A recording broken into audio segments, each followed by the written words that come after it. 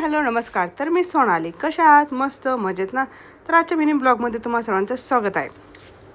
तर आज संध्याकाळच्या जेवणासाठी बनवणार होते राजमा चावल. तर त्यासाठी इथे राजमा मी घेतला आहे आणि तो कुकरला लावताना त्यात थोडीशी हळद टाकून ते शिजवलेला आहे. आता हा राजमा मी दुपारीच गरम पाण्यामध्ये भिजत घातला होता, कारण जेणेकरून तो लवकर शिजावा म्हणून. आता इथे वाटणामध्ये मी घेतलं होतं कांदा, खोबरं, लसूण, अद्रक आणि एक टोमॅटो. ते छानपैकी परतून घेऊन त्याची एक पेस्ट केलेली आहे. तोपर्यंत तिकडे आपला राजमाच्या एक 3 ते 4 शिट्ट्या घेऊन राजमा हा कसा शिजला आहे ते पाहत होते. हे पाहिजे गरमच होता, पण राजमा छानपैकी 4 शिट्ट्यामध्ये शिजलेला आहे. जास्त गाळही झालेलं नाही. तसंच मी एका बाजूला कढई तापायला ठेवली होती आणि त्याच्यामध्ये तेल, जिरं, मोहरी, हळद हे टाकलं होतं आणि त्यात आपण ते कांदा लसूणची पेस्ट केली होती ती एक टाकलेली आहे आणि ती छानपैकी अशी परतून घ्यायची आहे. हे पहा, आता यात टाकणार आहे मी सुके मसाले.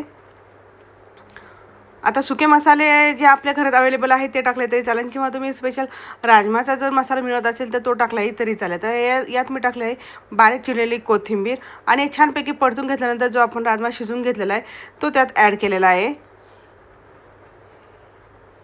हे पहा, आणि आपल्याला त्याची किती आपल्याला पातळ हवा आहे, किती आपल्याला घट्ट हवा आहे यानुसार आपण त्यात पाणी ॲड करणार आहोत. हे पहा, इथे हा राजमा माझा झालेला आहे. आता चवीनुसार मीठ टाकलेलं आहे. छान अशी भाजी झालेली आहे मस्तपैकी. तोपर्यंत भाजी उकळतोपर्यंत होणं. बायकांचं कसं असतं, मल्टीटास्किंग कामं असतं. एका बाजूला स्वयंपाकही करतात, एका बाजूला किचनही स्वच्छ करतात.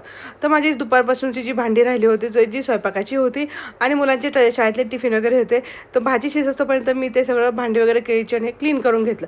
कारण मला किचन घाण असेल तर मला काम सुचत नाही, म्हणून मी जेवायच्या अगोदर छानपैकी किचन साफ केलेलं आहे.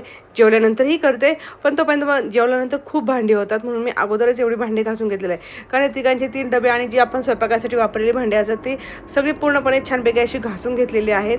हे पहा, तोपर्यंत एका बाजूला आपली भाजी ही छानपैकी उकळत होती. तर आता भांडी वगैरे झाल्यानंतर बेसिन वगैरे सगळं साफ केलेलं आहे, कचरा वगैरे सगळं काढलेला आहे. आता आपली भाजी इथं शिजलेली आहे आणि आता मी बघा त्याच्यात थोडंसं आपलं अट्रॅक्टिव्हपणा म्हणून काय तर ते काय केलेलं आहे हे पहा. जेवताना जर थोडंसं काही असं वेगळं जर दिसेल तर मुलंही आवडीने खातात आणि मन भरून खातात. ते आता आमच्या घरामध्ये राजमा चावल हा सगळ्यांनाच आवडतो, म्हणून मी छानपैकी आता इथे राजमाची भाजी आपली तयार झालेली आहे. जास्त पातळी नाही, जास्त घट्टही नाही. तर इथे मी एक कांदा असा स्लाईसमध्ये कट करून घेतला. तो वाटीमध्ये त्याचा एक स्लाईस ठेवला होता. त्यावरती हा राईसची वाटी ठेवली आणि ती उलटी टाकली होती आणि साईडला सगळं राजमा घेतला. हे पहा, हे दिसायला खूप सुंदर दिसतं. हे जरी आता असं दिसलं तरी पूर्ण झाल्यानंतर बघा किती छान दिसतं. खायलाही मुलं आवडीने खातात आणि ते एक इंटरेस्टेड असं वेगळं काहीतरी म्हणून मी ही एक आयडिया वापरली होती. पाहू शकता तिथे.